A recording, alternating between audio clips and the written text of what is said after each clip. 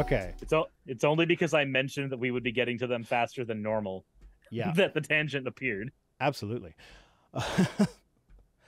Yeah, so this is a local story from St. Catharines. Um, yeah, I live about half an hour away from St. Catharines, half an hour to 40 minutes, depending on where you're going. Hmm. And Rhino so doxed. I live in Fort Erie, man. It's literally in the description box for every one of my videos. Yeah, so St. Catharines mayoral candidate Nick Petrucci vows to bring God back in. So this is I didn't really this was sent to me by someone who lives in St. Catharines that wanted me to I think they just wanted me to tweet about it, but then I'm like, no, I'm putting that on tweets because It's right up the alley. You guys are infecting us. I'm sorry. Yeah, your Christian nationalism is working its way northwards. So like there's not a lot on what this guy's saying, but like what he does say is like kind of red flaggy. And it's like, I have no problem with a Christian candidate running for mayor who is openly Christian. That's fine. But this person saying things like, I saw the direction the city was heading in and I saw who was running and I figured I might as well run. They're running under the banner of family, faith, and freedom and feels too many people have turned their backs on God. Like, those words mean nothing. Those words mean nothing. No, quite the contrary. Those words are basically Christian nationalist dog whistles. No, what I understand that. What I'm saying is when somebody, because this is the thing that like every candidate in America, for the most part, runs under those things. It is used to the point where it literally means nothing when I hear them now. Because I'm just like, oh, you are a Christian and you are running and you think that we need to bring God back? Wow, get in line with the other 3,647 politicians who are saying the exact same thing. Give me a policy, please. Yeah, Naramdaputs has said the same thing that I was about to say, but I was being polite and waiting for you to finish your sentence first. Oh. But yeah, no, when I see an organization that uses the word family in its name, like immediately what that sends the message that like, oh, they're an anti-LGBTQ hate group. Yep. And so like when you're running on family, faith, and freedom, it's like, okay, so you're anti-LGBTQ probably. Like, it doesn't say what his position is on gay rights here or trans rights, but I can guess. I wonder if it begs a question. Do you guys have an equivalent to All Sides or like the ability to look at candidates' voting records or things like that? Probably. I should know, but I don't. You know what? The local election is frustrating the fuck out of me because I can't figure out what these friggin' candidates stand for. So none of them have websites. There are no debates scheduled. So there's no way to glean that information at all. Like one guy, like while I was cleaning my van out one day, one of the candidates just like parked his car behind me, came out and was like, "Hey, how's it going? I was wondering if I could put a yard sign on your yard." I'm just like, no, I don't even know who you are or what you stand for. Why would I let you put a sign on my yard? It's like, oh, I stand for, reasonable such and such. And it's just like buzzwords that mean nothing. It's like, what does reasonable mean to you? Yeah, that word carries a whole lot of weight. He used words that also could have been like right-wing dog whistle type things, but they're also innocuous enough that he might have just been doing politician nothing speak. Which is kind of how dog whistles work. Yeah. It's what makes them dog whistles is that they can be innocuous. Yeah. That's why. But it's like, but then I asked him for his business card so I could like go to his website and check out his platform. His business card literally just has his cell phone number and his email address on it. What does he expect you to do? Have a talk with him over the phone? Like, hey, I just wanted to know what you thought about the gays. I mean, it's a municipal election, so it's not really a huge. It's like there's nothing they can really do to constrict. Well, I mean, I guess they could if they really wanted to, but I don't think that's very high on the priority list. The issue though is that in the States, if you want to be a politician in the Senate or the House of Representatives, usually getting hired at a local level first, getting elected at a local level, that's part of the stepping stone. Like if you don't have fame or notoriety somewhere else, like Herschel Walker does, then you climb up the I don't want to say the corporate ladder, but basically it's the same idea. You climb up that within your local elections. You can make a name for yourself there. So if somebody's like, "Hey, I want you to vote for me in this small local election," those stances do mean a whole lot. Even if they can't like do shit, Yeah. 4 years from now, they might actually start making those waves. Yeah. Well, so, and this is another red flag from this guy. He says he is hoping for more public debates. That's okay. I'm fine with that. And to hear more from the fringe community. What? Which fringe community? Because that can be a lot of things, and that's scary.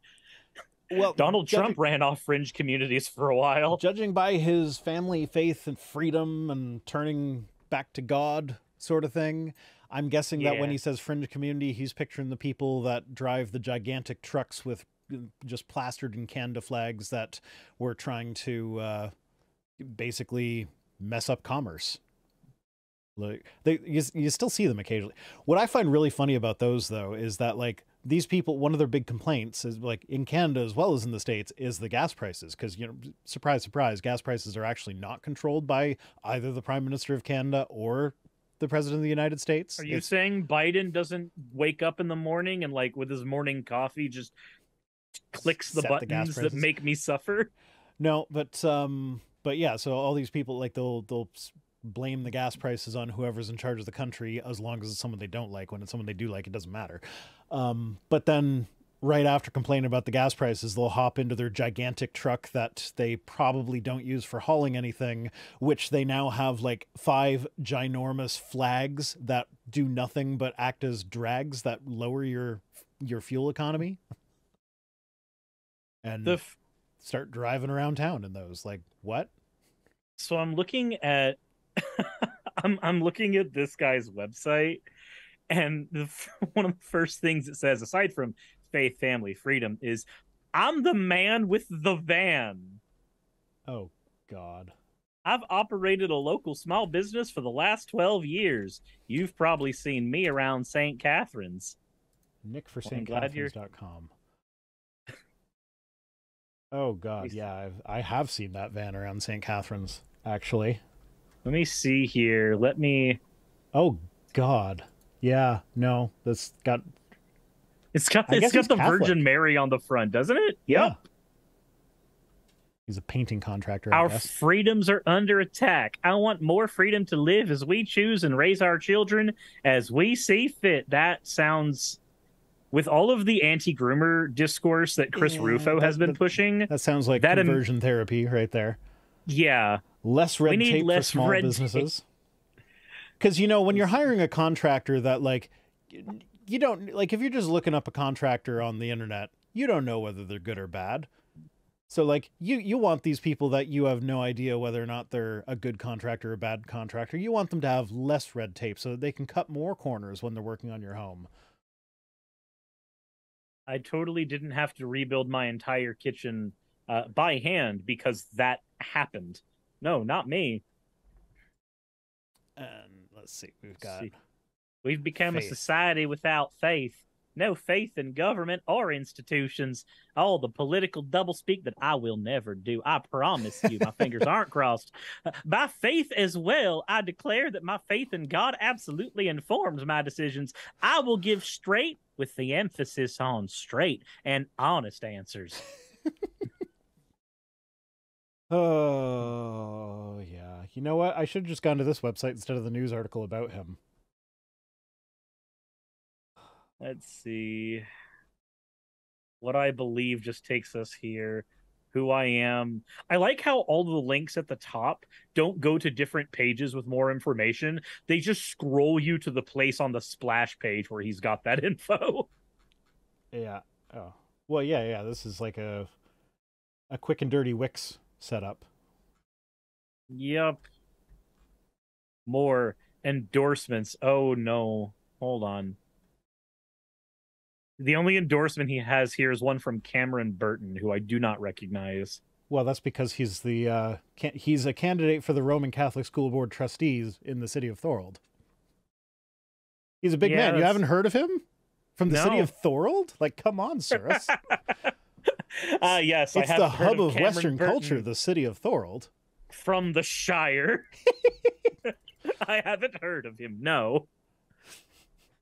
Thorold's actually basically St. Catherine's Light. Okay. So he's got one endorsement. Just like Savannah's just Atlanta Light, but with water. Sure. But with water. Oh, my man Kando, what establishment clause? Yeah, no, we don't have an establishment clause here. In fact, because we are a Commonwealth nation, like we had our origins in England colonizing everything, and unlike the States, we didn't like violently break free. We just kind of like diplomacied our way out over the course of like a couple hundred years. Like seriously, we only like it was a big deal when our constitution was brought home from the UK in 1986. That was like when we find that was like the latest in our severing ties with England thing, where like there's still technically our Your head of like, state is still the head of royal house. head of state is still the guy with the poofy fingers. Get this ink away from me. I don't know how to lift it. God. What an ass. I'm sorry. What an absolute ass. And like, here's the thing, like you read about his life, there are things in it that make me want to feel sorry for him, but then it's like, no. You literally have the whole world adjusts itself for you. Like when he joined, like when he went to school, they created a special curriculum just for him because he was too stupid for the actual curriculum. When he joined the military, they created jobs just for him because he couldn't do actual jobs. So it's like the whole world has molded itself around catering to your whims. So no, I don't feel sorry for the fact that, you know, your parents didn't seem to love you. I mean, like, I kind of do. Because, like, he was a kid at one point. It's just an innocent kid. It's not his fault he was born into a crappy family. But, like, now, it's like, no. You're an adult now. You don't have to be an ass. Yes, he does. What are you talking about? Look at his fingers. God.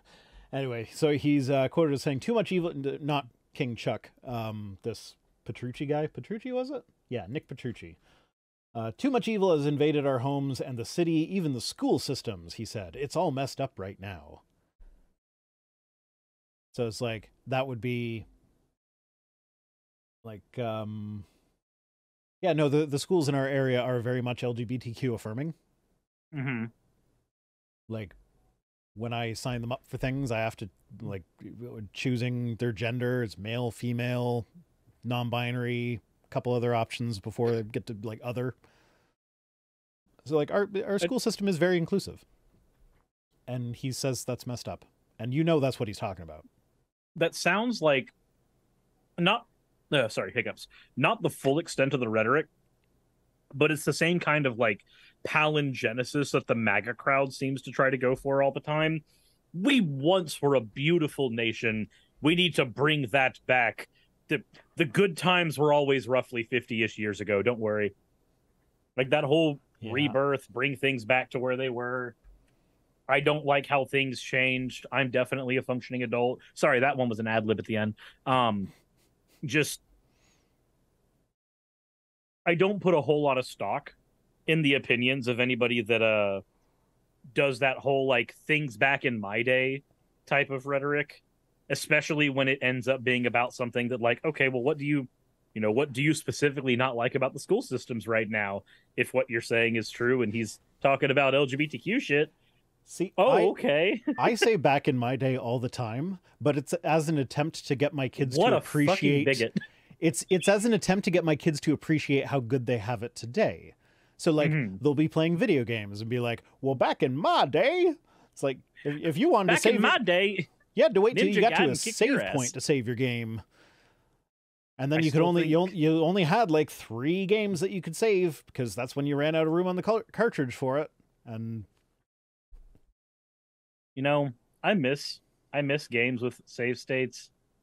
because I feel like developers in general, just a very, very short tangent. I feel like they generally allow developers to set the difficulty of an area based on the knowledge of how far you are away from that save point.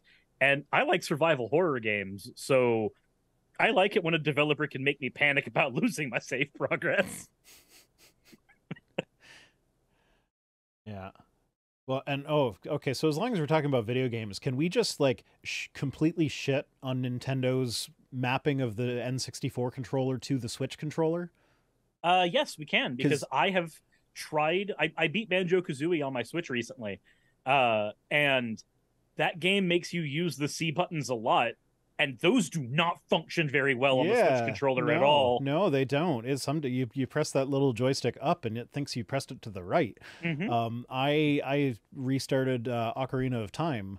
I forget why. I think my kids wanted to see it or something. Like I something came up and I thought, oh yeah, Switch has N64 games now. I should look into that.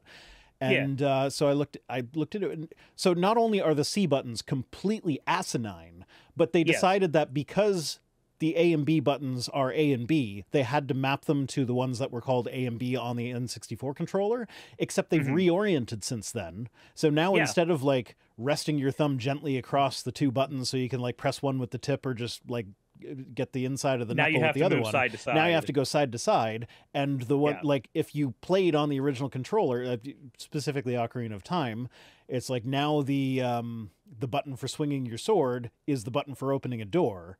And so like Mhm. if I'm surprised by an enemy jumping out at me, I hit the action button instead of the swing your sword button. And Didn't help as well that like those buttons on the N64 controller, when they mapped everything over, their excuse for like why they can have such fucked up orientation is because they made a physical N64 controller that you can use on the Switch. So they want you to buy that. But you know what the worst part about that controller how about they is? just let you remap the buttons just like every other fucking game? That would be great, but I can I make mean, this much worse. I mean, I guess technically you can remap the buttons, but it's not on a per game basis. You can globally remap the buttons. Yeah, which doesn't work when I'm like, because like, okay, I can remount the buttons and say Banjo Kazooie or Ocarina of Time, so that the C buttons are buttons. But if I go to play Mario 64, now my camera controls are screwed. So yeah, no, doing it globally does not work. But I can make the situation worse. The N64 controller they want you to buy to remedy this problem Has is the buttons built like mapped an wrong? no, it's Oh. built like an original N64 controller, and that's not a good thing No, it's because not. the old N64 controllers, do you remember how the joysticks would grind down Uh-huh. and become useless over time? I played 1080 snowboarding. I know how those joysticks stopped working. I played Mario Party, so I know how they stopped working and how your hand would bruise. Um, but the new N64 controllers they made for them, they didn't put any type of padding or anything. It's all just plastic on plastic, like somebody with Osgood God. Slaters. No. So it's exactly like the old N64 controllers. I still remember the first time playing 1060 or 1080 snowboarding. When you're trying to do a 1080, you have to like rotate that joystick around so many times. And in practicing for that, I actually got a really nasty blister on my thumb. I could not touch anything with that thumb for several days Yep. because that joystick was just so uncomfortable. That would happen with the palms of my hand because when I was Yeah, playing, you do the palm thing. yeah, because the mini games in Mario Party wanted you to do that all the Oh, time. yeah. I noticed that like GameCube controllers don't have that problem. They don't hurt your hand as much because I have the original Mario Party and a bunch of N64 games emulated on my Wii. So we just plug Yeah, GameCube no, controllers into the that and it works GameCube fine. controller actually works really well as an N64 controller substitute. Like it's not perfect, but it's a lot better than the Switch controllers would be. Yeah. But like that controller was like N64 is the first real like 3D platform that was widespread. I know there were like you could do it on PC beforehand, somewhat, but I don't think the because it developers was the of Doom would first, even call it 3D. yeah, barely, it was barely 3D, but because it was the first, it had to go through all of the like it was the one that had all the like bad choices at first. Like I've heard like for emulation, one of the reasons the N64 games are so hard to emulate is because they didn't know what they were doing coding wise. So everything is just a completely, it's just a complete mess. 10 years ago, I remember doing N64 emulation and Scott Delahunt discovering says, and this is why we're not voting for Nintendo as Mayor of St. Catharines. But 10 years ago, well, more than 10 years ago, so I discovered N64 emulation in high school in the ninth grade. So about 15 years ago. And I remember that you could get a handful of games to run almost perfectly. Like Mario 64 always ran fine, Banjo-Kazooie always ran fine, Conker's Bad Fur Day kind of ran fine. But then, like, if you wanted to play Paper Mario, good luck. Good luck. Shadows of the Empire would give you a seizure. Shadows of the Empire, I never actually had a whole lot of issue with that, but I don't think I emulated that till later versions of Project 64. Okay, because when I emulated it, it was just like it would flash a white screen at you rapidly. There'd be a lot of clipping going on. It was not a good time. Speaking of clipping, Resident Evil 2, the N64 version of RE2 just did not function. The I don't know if you played the old Resident Evils, but the way that the environments... I've not played a single Resident Evil game ever. Okay, so the environments in the old Resident Evil games are just 2D pictures, but they are layered so that they seem like they have depth, so that when you walk behind a table, your character's behind a table, much like you would just put layers on something in, Photoshop. Yeah. And so because the games were built that way, and emulation was so great when it was in its infancy, you would walk behind a table and your character would just be in front of it. You'd have to instinctively know by playing the game previously where all of the hitboxes were supposed to be for everything. Elsewise, it felt like you were running around in a room with invisible walls everywhere. And even now, if you try to emulate RE2, even with like Project 64 as advanced as it is now, because it's damn good now, when you try to emulate, you run into this issue with RE2 where the game just breaks at certain points unless you've selected an option that unlinks all of the polygons to the characters, which you don't have to do for any other game on the console. It's really weird. Okay, back to the articles.